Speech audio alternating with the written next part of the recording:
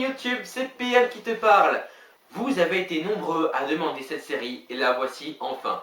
La série de vidéos consacrée aux suites des films d'animation Disney. Toute l'équipe est là, le fan, le docteur. On va pouvoir s'attaquer à... Hop. Un instant. Quoi? Bah nous on voulait pas de cette série. T'avais prévu une série de vidéos rien que pour nous. Ouais. Tu vas quand même pas faire des critiques sur les films de... Attention à la monétisation. Je suis désolé, mais le public a voté. Pas nous. Nous quittons cette vidéo. Quoi? Bah ouais, on va partir et on va revenir quand le script il le voudra. Allez, au revoir. Non mais... Non mais c'est pas grave, j'ai besoin de personne, moi. En fait, si.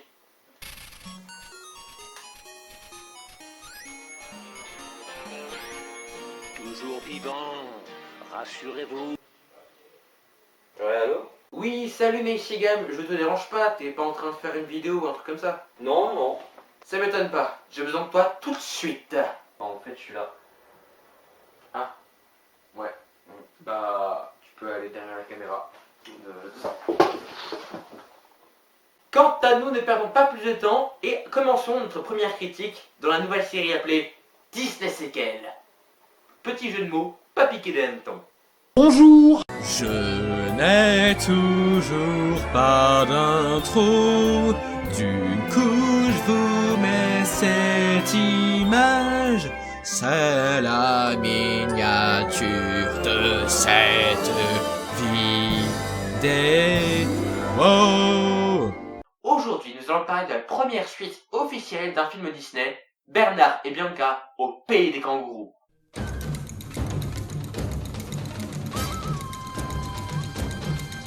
Et vous remarquerez sans doute que nous commençons notre voyage dans les bas-fonds des studios Grandes Oreilles plutôt bien.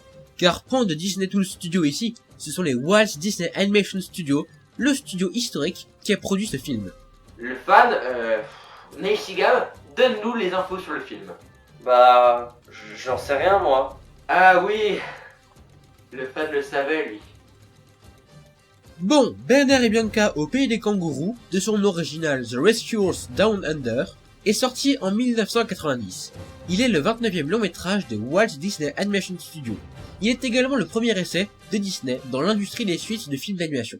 Mais une question se pose. Pourquoi une suite maintenant et sur Bernard et Bianca? L'argent. Je sais pas, moi je dirais l'argent. Aussi, mais il y a une autre raison. Juste avant ce film, sont sortis La Petite Sirène et Qui veut la peau de Roger Rabbit. Deux projets ambitieux qui ont réussi dans leur domaine. Alors les grands patrons de Disney ont décidé qu'il fallait un plus petit projet pour se reposer. Mais c'est quand même un film important, puisqu'il est le premier dans son genre dans le catalogue Disney, une suite.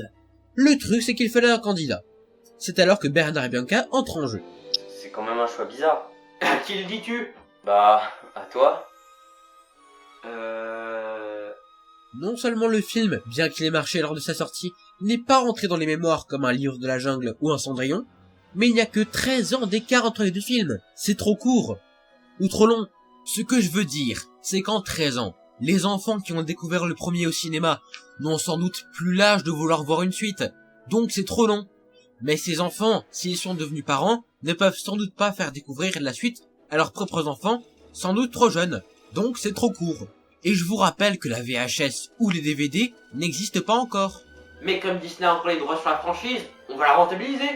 Alors, allons-y. Le film commence sur ce magnifique plan plongeant dans le désert australien.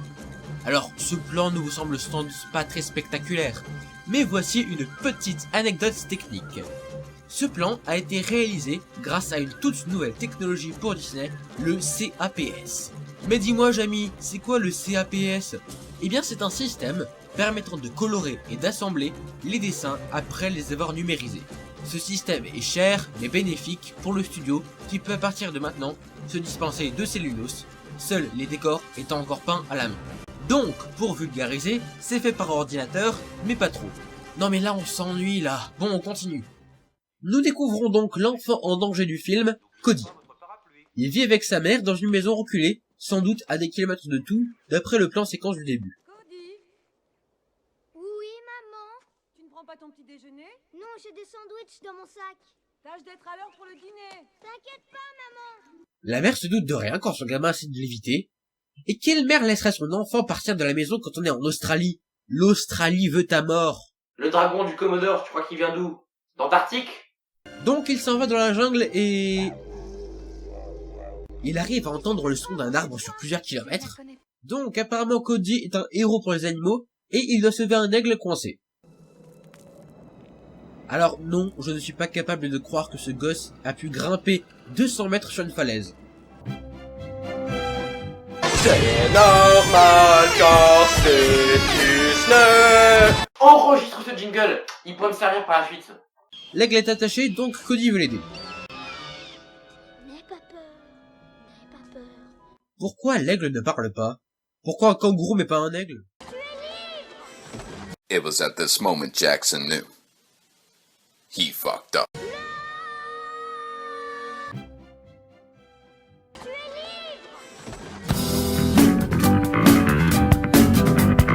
Mais au moment où le film aurait pu se finir, l'aigle sauve Cody et on a une magnifique séquence de vol. C'est réellement tout simplement beau.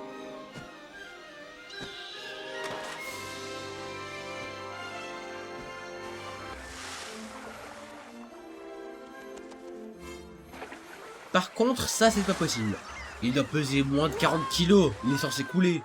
Mais dis-moi, pourquoi l'aigle ramène Cody dans son nid? Cette question, pour le bouffer. Eh bien non, car l'aigle dévoile à Cody ses œufs. C'est une magnifique scène pleine d'émotions où l'on découvre que le père de Cody et celui des œufs sont morts. Papa aussi est mort. Tes parents morts dans un Disney? Mais c'est original. L'aigle donne à Cody une de ses plumes pour le remercier, mais le garçon tombe littéralement dans un piège et attire notre méchant, un Transformers. Eh non, un braconnier du nom de McLeish et son salamandre qui s'appelle Johanna. Et regardez, ha ha ha, la salamandre est stupide, wouhou, que c'est drôle. Malheureusement, le braconnier est à la recherche de l'aigle et il kidnappe Cody pour qu'il lui dise où le trouver en faisant croire qu'il s'est fait bouffer par les crocodiles. Mais heureusement, SOS Société est là, car comme par hasard, la souris que Cody a aidée fait partie du club. Quelle cocasse coïncidence, dis donc. L'info arrive jusqu'à New York en plein hiver, où nous retrouvons nos héros dans un plan en 3D. Incroyable pour l'époque, rappelons-le. Et où en sont Bernard et Bianca? Nous les retrouvons dans un resto pour souris au-dessus d'un resto pour humains qui n'a pas l'air de respecter les normes d'hygiène. Bernard est stressé car il veut demander Miss Bianca en mariage mais n'y arrive pas. Suite à un quiproquo, il croit que la souris a accepté sa demande. Il n'a donc pas d'autre choix que d'accepter la mission. Tu as toujours eu la main sur le cœur, Bernard. Ils vont donc chercher l'albatros du premier film, mais pour une raison inexpliquée, il est absent, remplacé par ça. Wilbur, le frère de Orville. Car c'est bien connu, ton frère stupide fait les mêmes métiers que toi. Et le voyage commence.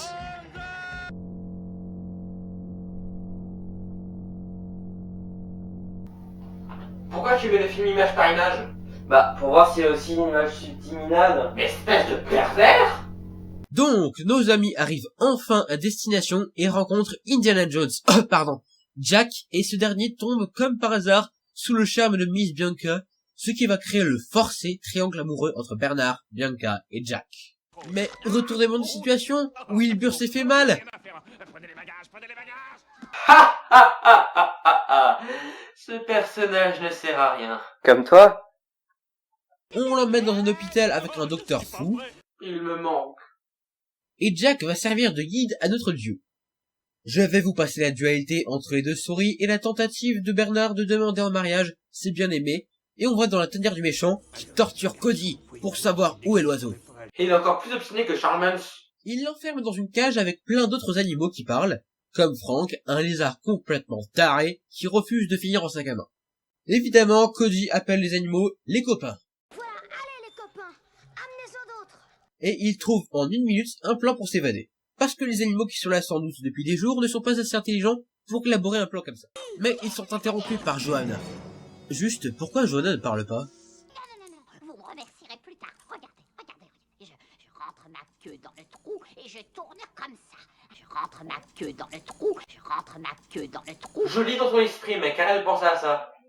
Donc, Wilbur est guéri après qu'on ait découvert que le docteur utilise une tronçonneuse sur lui et qu'il avait un panneau « Le patient s'échappe ». Ça me rappelle mon docteur. Il me manque. Bah, dis-le tout de suite si je sers à rien. Je peux pas le dire malheureusement. On continue. On continue. On a une scène complètement inutile mais très drôle sur les œufs de Johanna. Sérieusement, la scène la plus hilarante du film. Donc, le méchant a une idée et Frank se libère d'un coup. Va-t-il aider le protagoniste? Il essaye au moins. Cody arrive à se libérer, mais le bad guy l'emmène. Tandis que Bernard, Bianca et Jack arrivent chez le méchant. Je me dis, si SOS Société sait où se trouve le repère de McLeish, pourquoi ils interviennent pas pour sauver les animaux?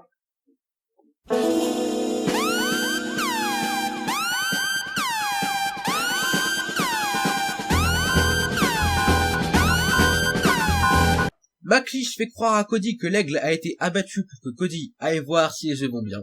L'enfant est suivi par Megatron. D'ailleurs, ça m'étonne qu'il ne l'entende pas. D'ailleurs, comment il sait précisément où est le nid? Vu tous les loopings qu'il a fait, il aurait dû perdre ses repères. Mais nos trois héros grimpent sur le Decepticon, Cody fait Tarzan et trouve les œufs en bonne santé. Il est retrouvé par Bernard, Bianca et Jack. Mais il ne les écoute pas car il voit l'aigle en bonne santé. Mais McLeish envoie une missile sur l'aigle. Non, le bigard, bordel!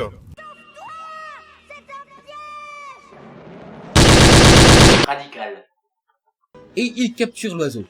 Mais Indiana Jones sépare accidentellement les deux souriceaux en sautant sur Cody, recapturé par McLeish. Mon Dieu, trop de rebondissements. Bah là, tu bouges, tu rebondis pas en fait. Il fait le rire diabolique de tout méchant. Et il envoie son lézard de compagnie manger les œufs. Mais ce dernier a le vertige. Mais Bernard protège les œufs en les remplaçant par des cailloux. Car pour une raison étrange, il sait qu'ils sont importants.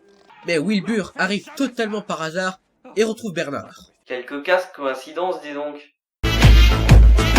Et il force Wilbur à couver les œufs.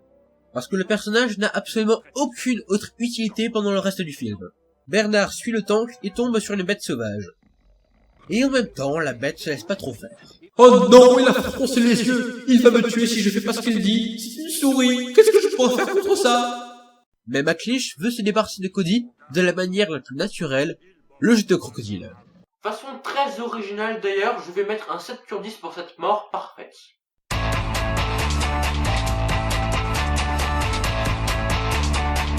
Et attention, c'est pas juste le jeter. C'est une vraie cérémonie avec le Monster Truck et tout. Et il s'amuse avec en plus. Parce que c'est drôle. Regardez tout petit. Mais Bernard coupe le véhicule et empêche Cody de mourir. Johanna poursuit Bernard et McLeish décide enfin de tuer, normalement, Cody. Parce qu'il y a une façon normale de tuer. T'as jamais vécu à côté d'un docteur fou. Laisse-moi tranquille. Mais Bernard fait volontairement tomber McLeish dans l'eau et ce dernier tombe d'une énorme chute d'eau.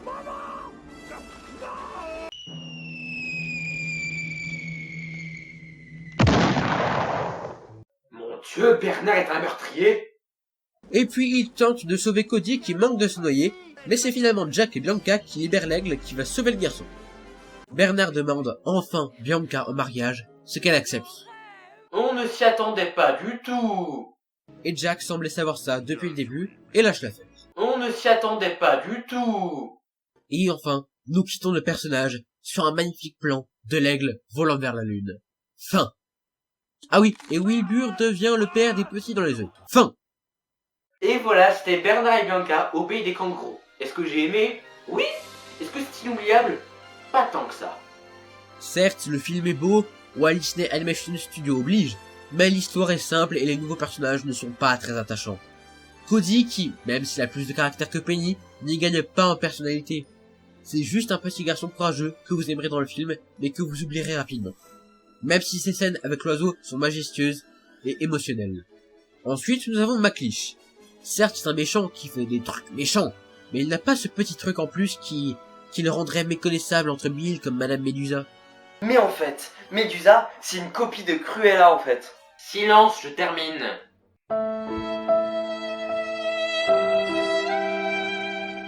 Johanna est le stéréotype de l'acolyte stupide que le méchant garde quand même, mais bon, un duo qu'on oubliera également. Ensuite, Wilbur. Je ne comprends pas ce personnage. Il n'apporte rien à l'histoire, il ne sert que pour ajouter 2-3 scènes comiques et encore. On aurait regardé l'Albatros du premier, ça n'aurait rien changé.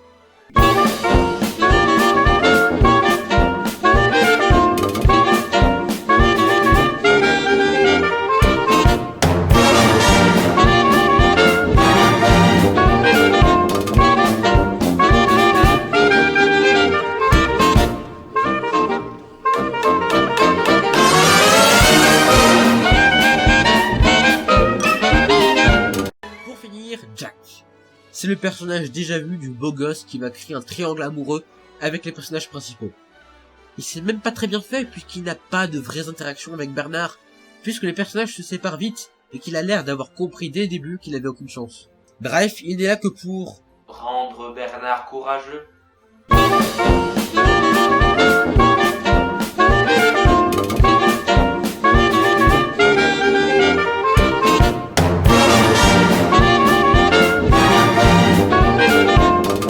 Attention, je n'ai pas dit ça.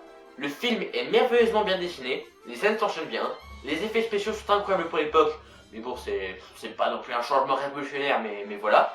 Mais c'est l'histoire qui bloque. Mais en même temps, c'est une histoire simple, et les meilleures histoires sont des histoires simples. Oh, ce que je viens de dire, c'est super beau, retiens ça. Je note. Merci. Une suite, clairement dans le haut du panier. Avant d'oublier, Ce qui est impossible, vu que la vidéo est déjà écrite. la fin est étrange. Il y a un truc qu'on a oublié, qu'est-ce que c'est déjà? Ah oui, une véritable conclusion. Sérieusement, on ne sait pas quelle est la réaction de la mère de Cody quand ce dernier rentre chez lui, on ne sait pas ce que devient Wilbur à part. Un couple avec l'aigle. Et surtout, on les a oubliés, les animaux enfermés par McLeish. Ils sont toujours enfermés et on ne sait pas ce qu'ils sont devenus. À quoi ça servait de nous les présenter alors? C'est pourquoi j'ai décidé d'inventer une vraie fin. Après la fin de Bernard et Bianca au pays des kangourous, la mère de Cody, croyant que son fils était mort, prit l'enfant pour un fantôme et l'a battu à mort. Après sa chute mortelle, les restes de McLeish furent dévorés par des crocodiles, tandis que son acolyte, Joanna, retourna dans leur ancien repère, pour dévorer tous les animaux restés enfermés. L'aigle, surprise par la présence de Wilbur dans son nid, en compagnie de ses petits, blessa l'albatros avant de le balancer du haut de la falaise. Quant à Bernard et Bianca, n'ayant pas de moyens de transport, ils restèrent vivre en Australie, où Bianca trompa souvent son mari avec Jack. Ils moururent tous les trois, dévorés par un serpent, comme on n'en trouve qu'en Australie.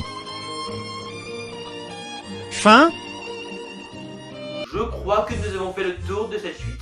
Je vous rappelle que mon avis n'est que le mien et que cette vidéo a pour but d'être humoristique. Mais elle n'est pas souvent, dis donc. Merci à tous de m'avoir regardé. Je suis conscient que cette critique n'est pas très développée, mais c'est ma première, je compte m'améliorer dans les prochaines, car j'ai encore beaucoup de travail. Car effectivement, Pas du tout. j'ai un dossier entier rempli de noms de suite. Raté. Ciao tout le monde, c'était PM. Et je peux partir maintenant? Ah mais oui, bien sûr. Tu peux venir me détacher, s'il te plaît? Ah oui, bien sûr.